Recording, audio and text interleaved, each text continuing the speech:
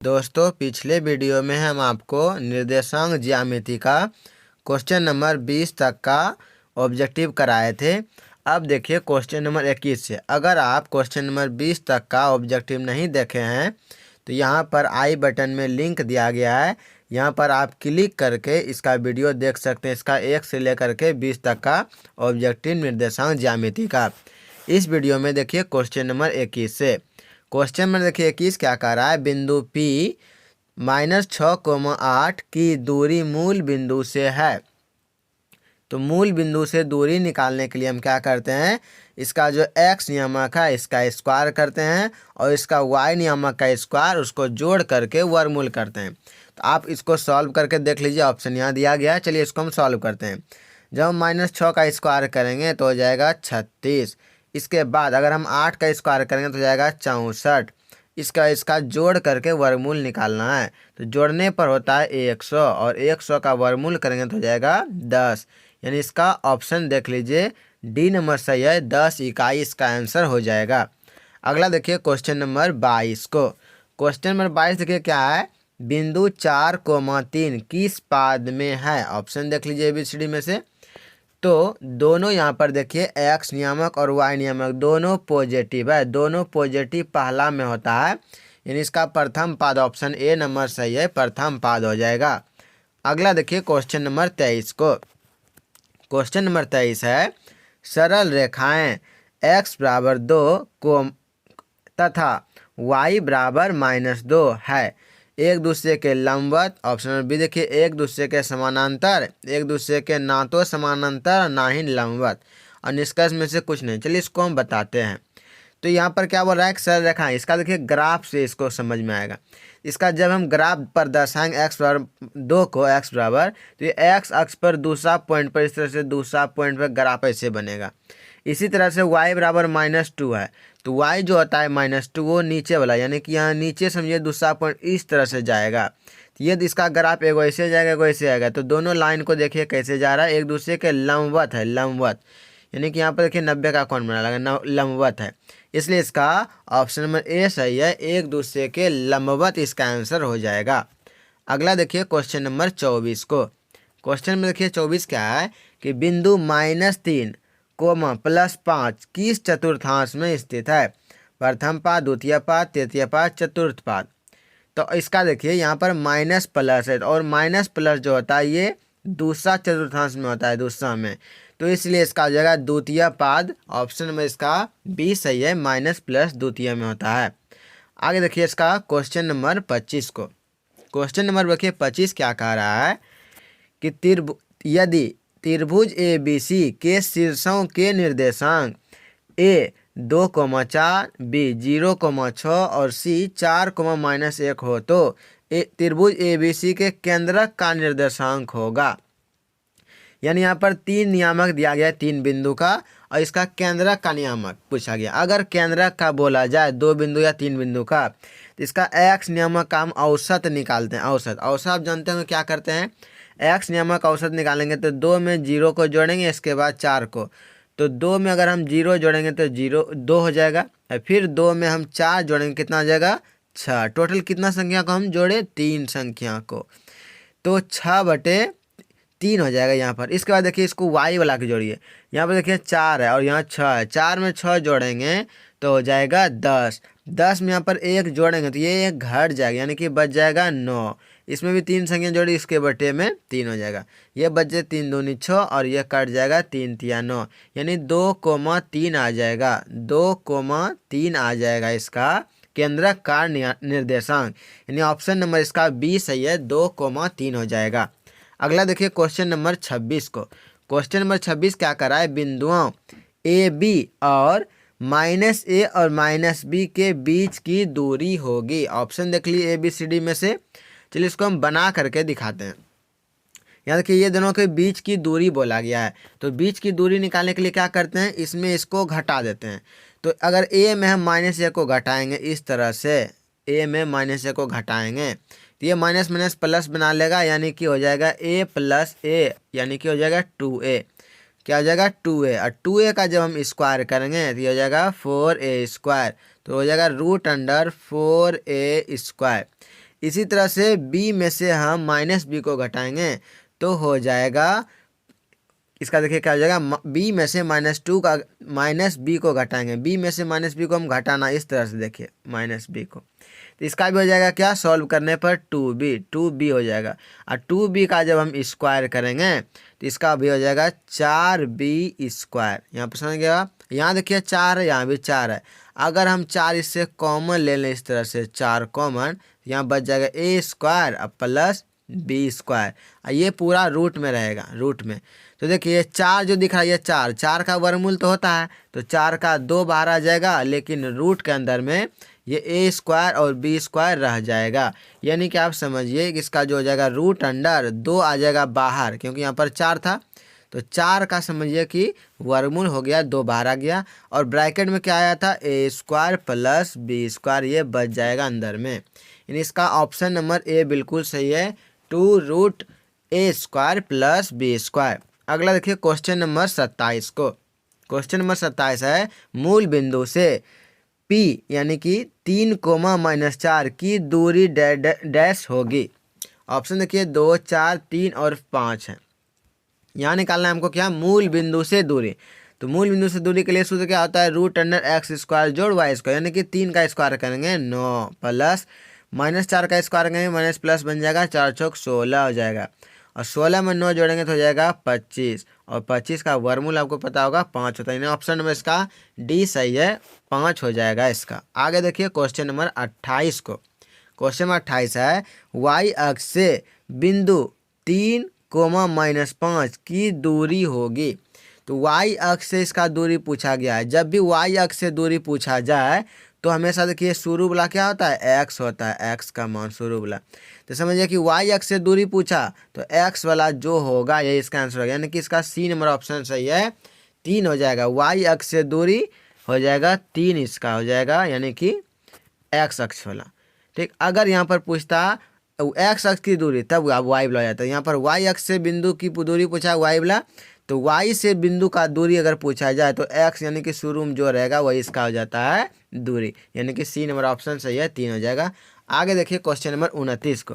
Question 29 क्या है, 3 बिंदु संरेख होंगे यदि उनसे बने त्रिभुज का क्षेत्रफल डैश होगा। ऑप्शन देखिए 1, 2, 0 और -1। तो 3 बिंदु यदि संरेख होते हैं तो उसका क्षेत्रफल जो होता है वो 0 होता है। ऑप्शन नंबर सी हो जाएगा, इसका क्षेत्रफल 0 होना अनिवार्य, 0 होना चाहिए, ठीक, तब ये संरेख हो पाते हैं।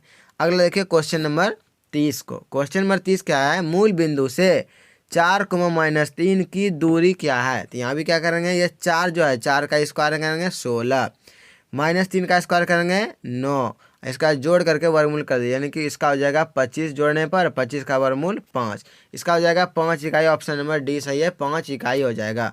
अगला देखिए क्वेश्चन नंबर 31 को। क्वेश्चन नंबर 31 है, 2 अक्षों के प्रतिच्छेदी बिंदु को कहते हैं। ऑप्शन देख लीजिए ABCD में से क्या कहते हैं।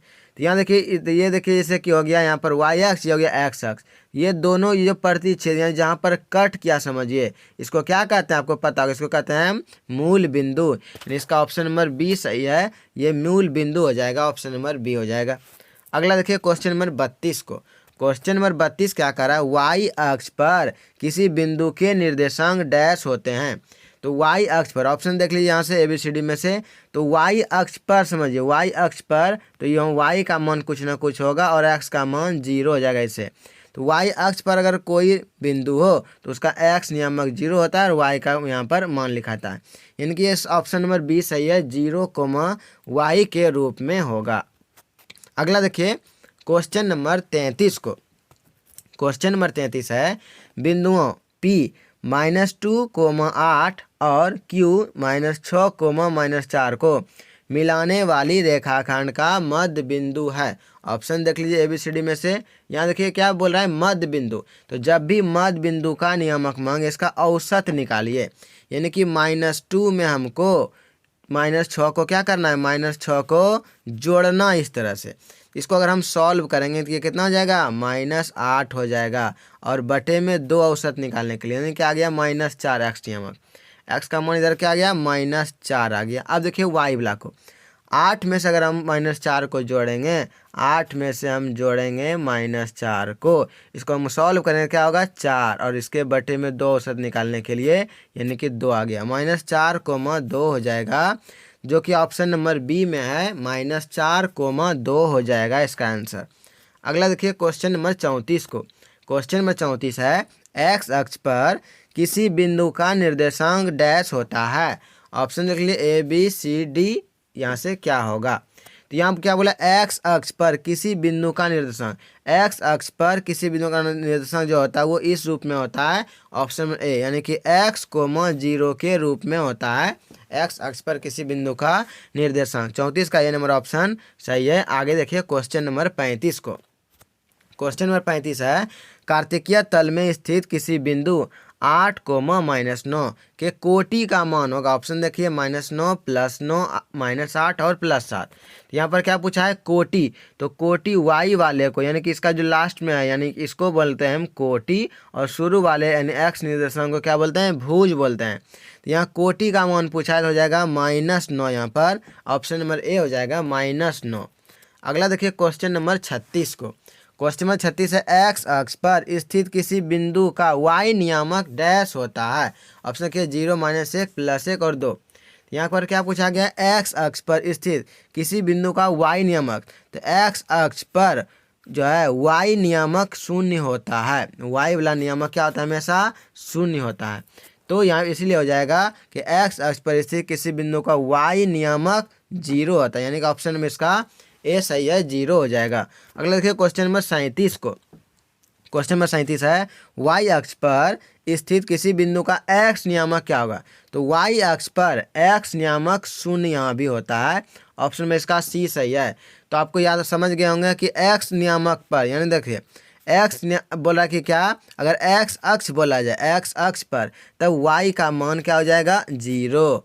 अगर y अक्ष पर कोई बिंदु, y अक्ष पर, तब इसका x का नियामक हो जाएगा 0। समझ गए। आगे देखिए क्वेश्चन नंबर 38 को।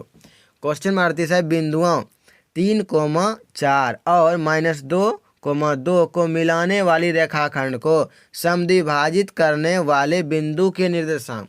समद्विभाजित मतलब बराबर 2 भाग में बांटने वाले। समद्विभाजित को हम समझ सकते हैं, इसका मध्य बिंदु का निर्देशांक बोला गया, मध्य बिंदु का। तो मध्य बिंदु का बोला जाए या समद्विभाजित करने वाले बिंदु का, तो हम इसका औसत निकालेंगे, यानी 3 और -2 का औसत निकालिए। 3 में से हम जोड़ेंगे कितना को, -2 को, ये कितना आ जाएगा, इसको सॉल्व करेंगे तो आ जाएगा 1, और औसत निकाल रहे हैं तो 2 से हम इसका भाग देंगे, 2 संख्या है तो 1 यहाँ आएगा 1/2। ठीक। अब देखिए y वाले को 4 में से 2 को जोड़ेंगे हो जाएगा 6, और 6 में 2 से भाग देंगे 6/2, इसको कट जाएगा 3 बार में, यानी कि 1/2 आ गया, और कोमा में 3, 1/2, 3 ऑप्शन नंबर सी में है। इसका ऑप्शन नंबर सी आंसर सही है, 1/2, 3 हो जाएगा। अब लिखिए अगला question 39 number question. 39 number question बताने से पहले एक छोटा सा आपसे रिक्वेस्ट है, अगर वीडियो अच्छी लगे तो एक लाइक ज़रूर कीजिए, और चैनल पर नए हैं तो सब्सक्राइब कर लीजिएगा। ठीक। अगला देखिए, अब इसको क्वेश्चन नंबर 39 को कराते हैं। क्वेश्चन नंबर 39 क्या है, बिंदु 15,8 की दूरी मूल बिंदु से होगी। तो मूल बिंदु से दूरी निकालने के लिए क्या करते हैं, जहाँ जो x नियामक है इसका स्क्वायर करेंगे। इसका सूत्र जो होता है √x², यानी कि 15 का स्क्वायर। 15 का स्क्वायर अगर हम करेंगे तो हो जाएगा 225 होता है 15 का स्क्वायर, प्लस 8, यहाँ 8 का अगर हम स्क्वायर करेंगे तो 8 8 64। अब इसको जोड़िए, यहाँ पर 5 4 हो जाएगा 9, और इसके बाद देखिए 6 2 8 हो जाएगा, और उसके यहाँ पर 2, यानी कि हो जाएगा 289। और 289 का अगर हम वर्गमूल करेंगे तो हो जाएगा 17, यानी ऑप्शन में इसका सी सही है, 17 हो जाएगा, इसका आंसर हो जाएगा 17। अगला देखिए क्वेश्चन नंबर 40 को। क्वेश्चन नंबर 40 क्या कह रहा है, कौन सा बिंदु मूल बिंदु से 13 इकाई की दूरी पर है। कौन सा बिंदु, ऑप्शन देखिए ABCD में से बोला है किसका दूरी मूल बिंदु से 13 ही होगा। तो इसको हम सॉल्व करने के लिए ऑप्शन का सहायता लेना पड़ेगा। इसका दूरी निकालिए मूल बिंदु से, इसका निकालिए, इसका देखिए किसका 13 आता है, जिसका 13 आएगा वही इसका सही आंसर हो जाएगा।